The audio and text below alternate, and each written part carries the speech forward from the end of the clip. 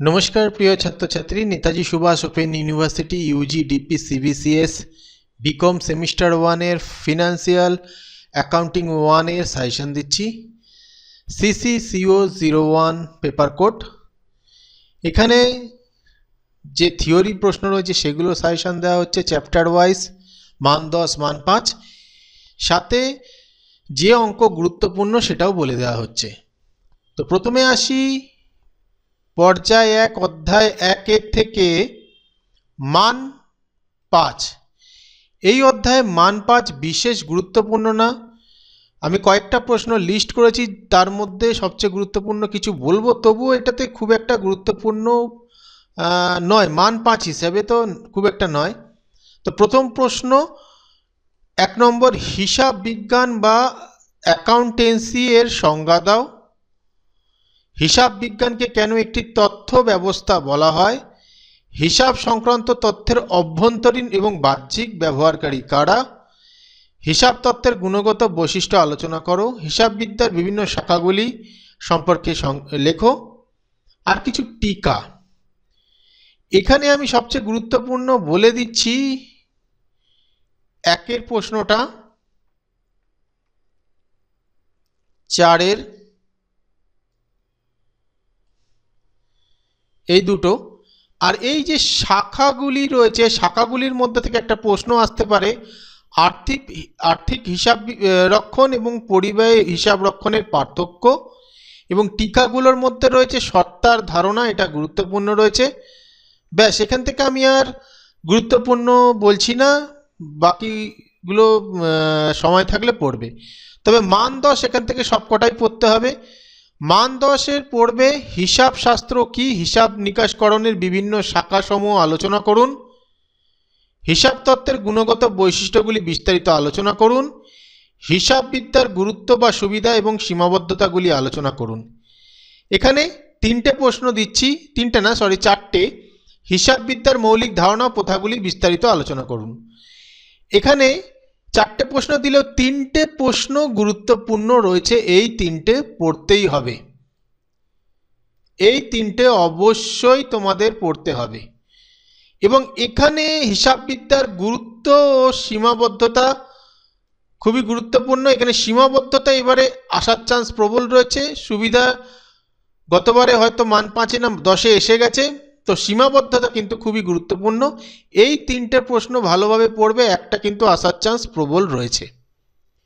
4 নম্বরটা খুব একটা রাখছি না, 4 নম্বরটা থেকে হয়তো তথ্য, এখানে বস্তুনিষ্ঠতা, প্রথা, এরকম কিছু পড়ে রাখতে পারলেও পারো। তো প্রথম 3টে প্রশ্ন অবশ্যই পড়বে। অধ্যায় 2 মান 5, হিসাব খাত কি, ডেবিট এবং ক্রেডিটের নিয়মাবলী আলোচনা করুন, লেনদেনের প্রকৃতিভিত্তিক শ্রেণীবিভাগ আলোচনা করুন, হিসাব সমীকরণ কি, লেনদেনের ফলে এই সমীকরণের পরিবর্তন কিভাবে হয়, হিসাব খাত বা অ্যাকাউন্টের শ্রেণীবিভাগ করো ও প্রতিটি খাতের ডেবিট ক্রেডিট নির্ণয়ের নিয়ম লেখো। এখানে দেখো 1-এর প্রশ্নটা এবং 4-এর প্রশ্নটা সেম। 1-এর প্রশ্নটা গুরুত্বপূর্ণ, 2-এর প্রশ্নটাও গুরুত্বপূর্ণ, 3-এর প্রশ্নটাও গুরুত্বপূর্ণ। এখানেও কিন্তু প্রথম 3টে পড়তেই হবে।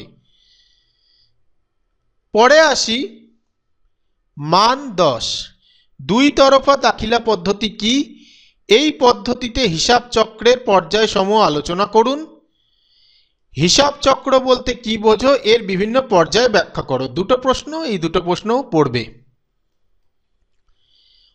অধ্যায় 2-এর দ্বিতীয় ভাগ মান 5, জাবেদা দাখিলা কি, জাবেদা লেখার নিয়মাবলী আলোচনা করুন। ভেরি ভেরি ইম্পর্টেন্ট এবছরের জন্য। জাবেদা ও খতিয়ান বলতে কি বোঝো, এদের কার্যাবলী ও পার্থক্য ভেরি ভেরি ইম্পর্টেন্ট। জাবেদার উপবিভাগ কেন করা হয়, এর সুবিধাগুলো কি, খতিয়ানের শ্রেণীবিভাগ করো এবং হিসাবে জেড টানার প্রক্রিয়া আলোচনা করো। এখানে কিন্তু সবচেয়ে গুরুত্বপূর্ণ 1-এরটা, 2-এরটা খুবই গুরুত্বপূর্ণ প্রশ্ন। এবার আসি মান 10, খতিয়ান হিসাবের পাকা বই হলেও জাবেদা দাখিলা করা আবশ্যক, ব্যাখ্যা করো। Very very important. অধ্যায় 2 তৃতীয় ভাগ মান 5, ক্রয় বিক্রয় বই বলতে কি বোঝো, এদের ছক দেখাও। ব্যবসায়িক বার্তা ও নগদ বার্তার মধ্যে পার্থক্য খুবই গুরুত্বপূর্ণ। ফেরত বই কি, ডেবিট নোট ও ক্রেডিট নোটের মধ্যে পার্থক্য লেখো, গুরুত্বপূর্ণ।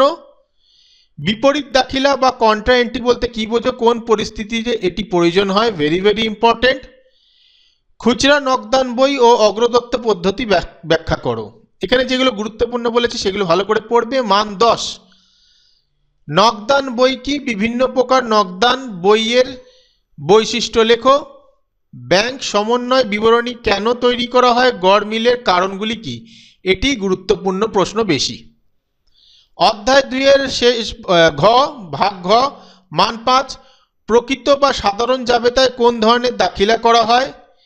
রেওয়া মিল বলতে কি বোঝো, এটি তৈরির গুরুত্ব আলোচনা করো। রেওয়া মিল কিন্তু খুবই গুরুত্বপূর্ণ, প্রকৃত জাবেদা, এই দুটো 5 নম্বরই গুরুত্বপূর্ণ। মান 10, রেওয়া মিল হিসাবের গাণিতিক নির্ভুলতার চূড়ান্ত প্রমাণ নয়, উক্তিটি ব্যাখ্যা করো, ভেরি ভেরি ইম্পর্টেন্ট। রেওয়া মিল কোন কোন ধরনের ভুল ধরা পড়ে না, এদের উদাহরণ দাও, ভেরি ভেরি ইম্পর্টেন্ট। এইবার এখানে দেখো এই প্রশ্নটা হচ্ছে 1 আর 2, এই দুটো প্রশ্নের উত্তর কিন্তু প্রায় সেম। কারণ কোন কোন ভুল ধরা পড়ে না বলেই কিন্তু এটা নির্ভুলতার চূড়ান্ত প্রমাণ নয়।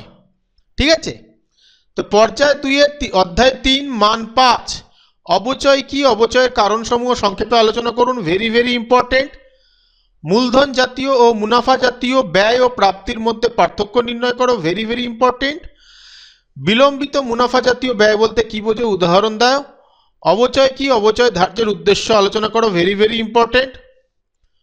মজুত পণ্যের সংজ্ঞা দাও ও মূল্যায়ন পদ্ধতি ব্যাখ্যা করো। গুপ্ত সঞ্চিতি কি, এটি কিভাবে তৈরি হয়, ভেরি ভেরি ইম্পর্টেন্ট। কুঋণ ও সন্দেহজনক ঋণের জন্য সংস্থান কি বলতে কি বোঝো, এদের হিসাব রক্ষণ প্রক্রিয়া লেখো। মান 10, অবচয় নির্ণয়ের বিভিন্ন পদ্ধতি আলোচনা করো এবং এর সাথে আরেকটি যুক্ত হবে, সরল রৈখিক এবং ক্রমহ্রাসমান জের পদ্ধতির পার্থক্য লেখো, খুবই গুরুত্বপূর্ণ প্রশ্ন। অধ্যায় 4 মান 5, বাণিজ্যিক হুন্ডি কি, একটি বাণিজ্যিক হুন্ডির নমুনা দেখান, ভেরি ভেরি ইম্পর্টেন্ট। বাণিজ্যিক হুন্ডি বা বিলের সংজ্ঞা ও বৈশিষ্ট্য লেখো, এর পক্ষগুলি কারা, ভেরি ভেরি ইম্পর্টেন্ট। বিলের স্বীকৃতি বাট্যাকরণ ও অনুমোদন বলতে কি বোঝো, বিলের অমর্যাদা নোটিং চার্জ ব্যাখ্যা করো, ভেরি ভেরি ইম্পর্টেন্ট। হুন্ডির নবীকরণ বলতে কি বোঝো, ভেরি ভেরি ইম্পর্টেন্ট। মান 10, বাণিজ্যিক হুন্ডি ও সাহায্যকারী হুন্ডির মধ্যে পার্থক্য, ভেরি ভেরি ইম্পর্টেন্ট। অধ্যায় 5 চালানি পণ্যের ক্ষতি আলোচনা করো, ভেরি ভেরি ইম্পর্টেন্ট। চালানি কারবার কি, বিক্রয় ও চালানি কারবারের পার্থক্য লেখো, ভেরি ভেরি ইম্পর্টেন্ট। চালানি কারবারে বিভিন্ন প্রকার কমিশন সম্পর্কে লেখো, ভেরি ভেরি ইম্পর্টেন্ট। চালানি কারবারে স্বাভাবিক ও অস্বাভাবিক ক্ষতির পার্থক্য মূল্যায়ন পদ্ধতি লেখো। যৌথ উদ্যোগ বলতে কি বোঝো, যৌথ উদ্যোগ ও অংশীদারি কারবারের পার্থক্য কি, ভেরি ভেরি ইম্পর্টেন্ট।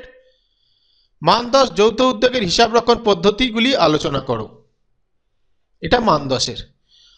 পরের অধ্যায় মান 5, স্বয়ংজের খতিয়ান কি, ভেরি ভেরি ইম্পর্টেন্ট, আলোচনা করুন। স্বয়ংজের খতিয়ান বলতে কি বোঝো, এর সুবিধাগুলি লেখো, ভেরি ভেরি ইম্পর্টেন্ট।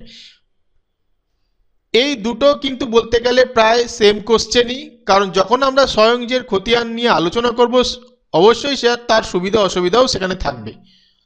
মান 10, সাধারণ খতিয়ানে ক্রয় ও বিক্রয় খতিয়ান সমন্বয় হিসাব কিভাবে তৈরি করা হয়, ভেরি ভেরি ইম্পর্টেন্ট, একটি দিলাম।